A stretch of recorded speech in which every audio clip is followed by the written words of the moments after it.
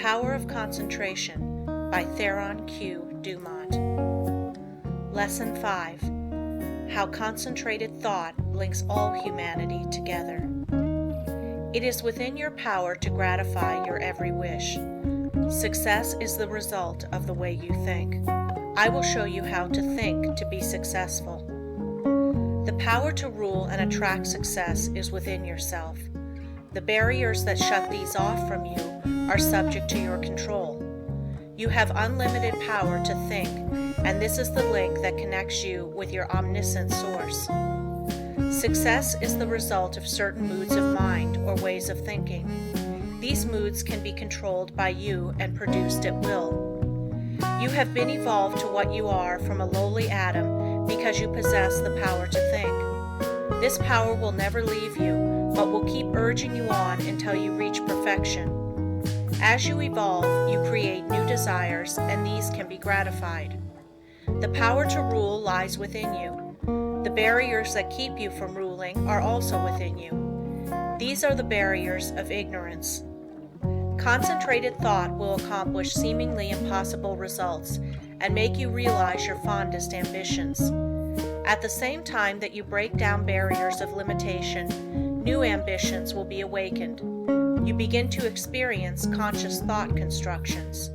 If you will just realize that through deep concentration you become linked with thoughts of omnipotence, you will kill out entirely your belief in your limitations, and at the same time will drive away all fear and other negative and destructive thought forces which constantly work against you. In the place of these, you will build up a strong assurance that your every venture will be successful. When you learn thus how to concentrate and reinforce your thought, you control your mental creations. They in turn help to mold your physical environment, and you become the master of circumstances and the ruler of your kingdom. It is just as easy to surround your life with what you want as it is with what you don't want. It is a question to be decided by your will. There are no walls to prevent you from getting what you want, providing you want what is right. If you choose something that is not right, you are in opposition to the omnipotent plans of the universe and deserve to fail.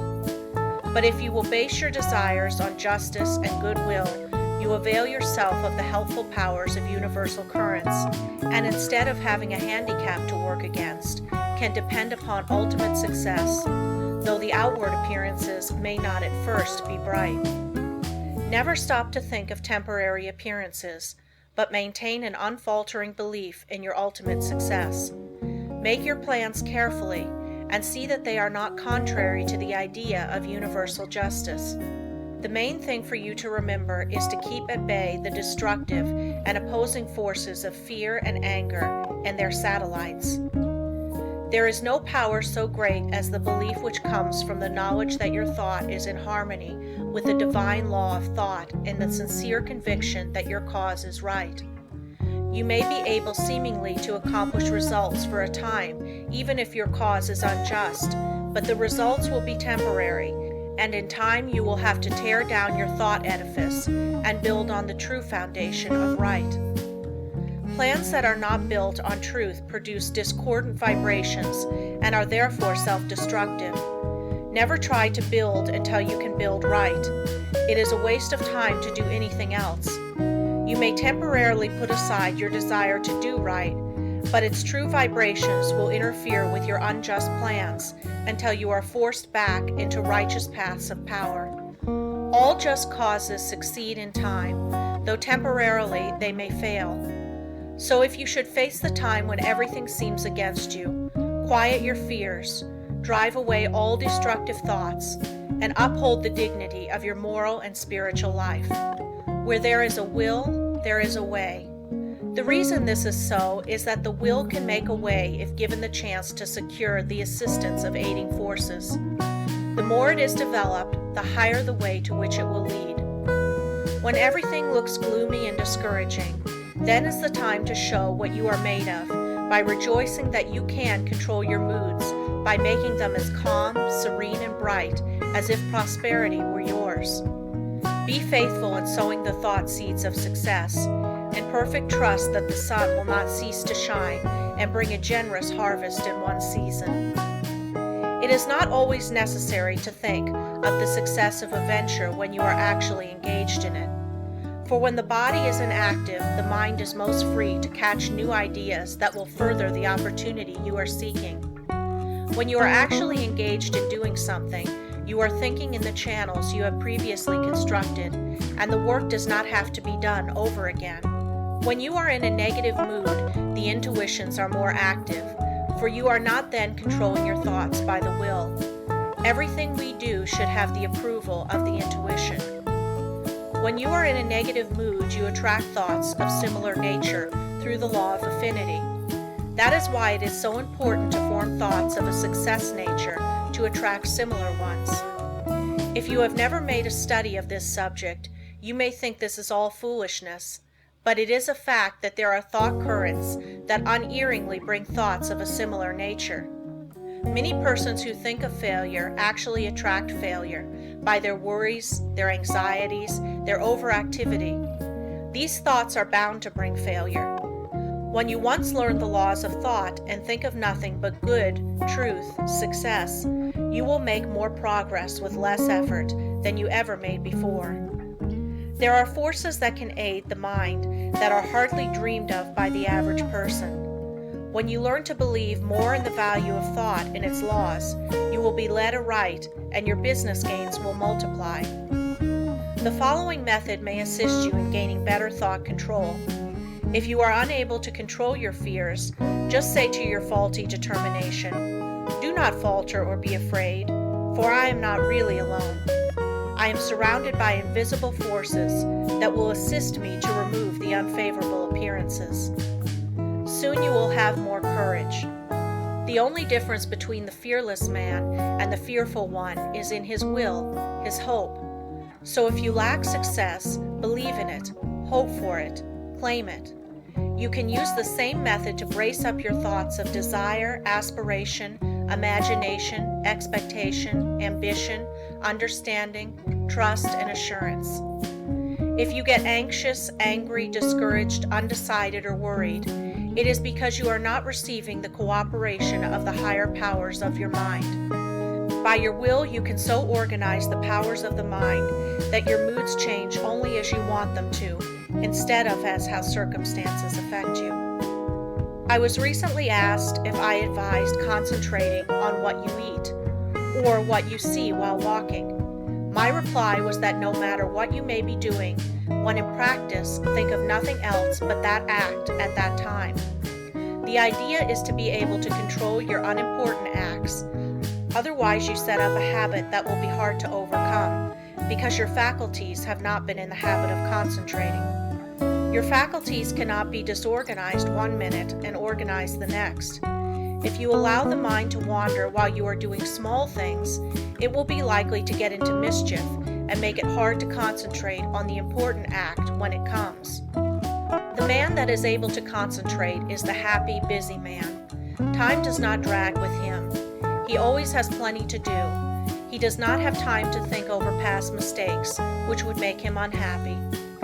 If despite our discouragement and failures, we claim our great heritage, life and truth and force, like an electric current, will permeate our lives until we enter into our birthright in eternity. The will does not act with clearness, decision, and promptness unless it is trained to do so. There are comparatively few that really know what they are doing every minute of the day. This is because they do not observe with sufficient orderliness and accuracy to know what they are doing. It is not difficult to know what you are doing all the time, if you will just practice concentration with a reposeful deliberation and train yourself to think clearly, promptly, and decisive. If you allow yourself to worry or hurry in what you are doing, this will not be clearly photographed upon the sensitized plate of the subjective mind, and you therefore will not be really conscious of your actions. So practice accuracy and concentration of thought, and also absolute truthfulness, and you will soon be able to concentrate. Lesson 6. The training of the will to do. The will to do is the greatest power in the world that is concerned with human accomplishment, and no one can, in advance, determine its limits. The things that we do now would have been a few years ago impossibilities. Today, the safe maxim is, all things are possible. The will to do is a force that is strictly practical, yet it is difficult to explain just what it is. It can be compared to electricity because we know it only through its cause and effects. It is a power we can direct, and to just the extent we direct it, do we determine our future. Every time you accomplish any definite act, consciously or unconsciously, you use the principle of the will. You can will to do anything, whether it is right or wrong, and therefore the way you use your will makes a big difference in your life. Every person possesses some will to do. It is the inner energy which controls all conscious acts. What you will to do directs your life forces. All habits, good or bad, are the result of what you will to do. You improve or lower your condition in life by what you will to do. Your will has a connection with all avenues of knowledge, all activities, all accomplishment. You probably know of cases where people have shown wonderful strength under some excitement, similar to the following. The house of a farmer's wife caught on fire. No one was around to help her move anything. She was a frail woman and ordinarily was considered weak. On this occasion, she removed things from the house that it later took 3 men to handle. It was the will to do that she used to accomplish her task. Genius is but a will to do little things with infinite pains. Little things well done open the door of opportunity for bigger things. The will accomplishes its greater results through activities that grow out of great concentration in acquiring the power of voluntary attention to such an extent that we can direct it where we will and hold it steadily to its task until our aim is accomplished. When you learn so to use it, your willpower becomes a mighty force. Almost everything can be accomplished through its proper use. It is greater than physical force because it can be used to control not only physical, but mental and moral forces. There are very few that possess perfectly developed and balanced willpower, but those who do easily crush out their weak qualities. Study yourself carefully. Find out your greatest weaknesses, and then use your willpower to overcome it.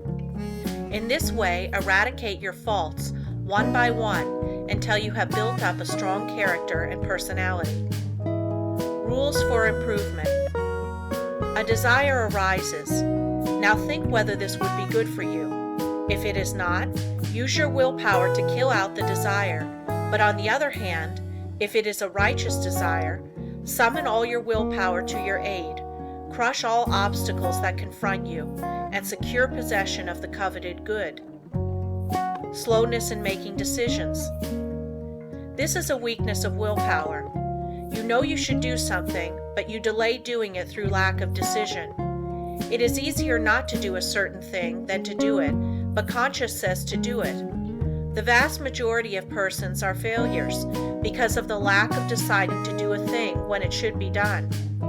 Those that are successful have been quick to grasp opportunities by making a quick decision. This power of will can be used to bring culture, wealth, and health. Some special pointers. For the next week, try to make quicker decisions in your little daily affairs. Set the hour you wish to get up and arise exactly at the fixed time. Anything that you should accomplish, do on or ahead of time. You want, of course, to give due deliberation to weighty matters, but by making quick decisions on little things, you will acquire the ability to make quick decisions in bigger things. Never procrastinate. Decide quickly one way or the other, even at the risk of deciding wrong. Practice this for a week or two and notice your improvement. The lack of initiative. This too keeps many men from succeeding. They have fallen into the way of imitating others in all that they do. Very often we hear the expression, "He seems clever enough, but he lacks initiative." Life for them is one continuous grind. Day after day they go through the same monotonous round of duties, while those that are getting along are using their initiative to get greater fullness of life. There is nothing so responsible for poverty as this lack of initiative, this power to think and do for ourselves. You are as good as anyone. You have willpower, and if you use it, you will get your share of the luxuries of life. So use it to claim your own. Don't depend on anyone else to help you. We have to fight our own battles. All the world loves a fighter, while the coward is despised by all. Every person's problems are different, so I can only say, analyze your opportunities and conditions and study your natural abilities. Form plans for improvement and then put them into operation. Now, as I have said before, don't just say, I'm going to do so and so, but carry your plan into execution. Don't make an indefinite plan, but a definite one, and then don't give up until your object has been accomplished. Put these suggestions into practice with true earnestness, and you will soon note astonishing results, and your whole life will be completely changed. An excellent motto for one of pure motives is, through my willpower I dare do what I want to. You will find this affirmation has a very strengthening effect. The spirit of perseverance. The spirit of stick-it-to-itiveness is one that wins. Many go just so far and then give up, whereas if they had persevered a little longer, they would have won out. Many have much initiative, but instead of concentrating it into one channel, they diffuse it through several, thereby dissipating it to such an extent that its effect is lost. Develop more determination, which is only the will to do, and when you start out to do something, stick to it until you get results. Of course, before starting anything, you must look around and see what the finish leads to. You must select a road that will lead to somewhere, rather than nowhere. The journey must be productive of some kind of substantial results. The trouble with so many young men is that they launch enterprises without any end in sight. It is not so much the start as the finish of a journey that counts. Each little move should bring you nearer the goal which you plan to reach before the enterprise began. Lack of perseverance is nothing but the lack of the will to do. It takes the same energy to say, I will continue, as to say, I give up. Just the moment you say the latter, you shut off your dynamo, and your determination is gone. Every time you allow your determination to be broken, you weaken it. Don't forget this. Just the instant you notice your determination beginning to weaken, concentrate on it, and by sheer willpower, make it continue on the job. Never try to make a decision when you are not in a calm state of mind. If in a quick temper, you are likely to say things you afterwards regret. In anger, you follow impulse rather than reason. No one can expect to achieve success if he makes decisions when not in full control of his mental forces. Therefore, make it a fixed rule to make decisions only when at your best. If you have a quick temper, you can quickly gain control over it by simple rule of counting backwards. To count backwards requires concentration, and you thus quickly regain a calm state. In this way, you can break the temper habit. It will do you a lot of good to think over what you said and thought the last time you were angry. Persevere until you see yourself as others see you. It would do no harm to write the scene out in story form and then sit in judgment of the character that played your part. Special instructions to develop the will to do. This is a form of mental energy, but requires the proper mental attitude to make it manifest. We hear of people having wonderful willpower, which is really wrong. It should be said that they use their willpower, while with many it is a latent force. I want you to realize that no one has a monopoly on willpower. There is plenty for all. What we speak of as willpower is but the gathering together of mental energy, the concentration power at one point. So never think of that person as having a stronger will than yours. Each person will be supplied with just that amount of willpower that he demands. You don't have to develop willpower if you constantly make use of all you have, and remember the way in which you use it determines your fate, for your life is molded to a great extent by the use you make of your will. Unless you make proper use of it, you have neither independence nor firmness. You are unable to control yourself and become a mere machine for others to use. It is more important to learn to use your will than to develop your intellect.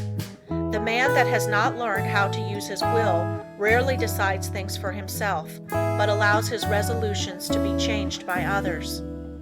He fluctuates from one opinion to another, and of course does not accomplish anything out of the ordinary, while his brother with the trained will takes his place among the world's leaders. End of Lesson 6.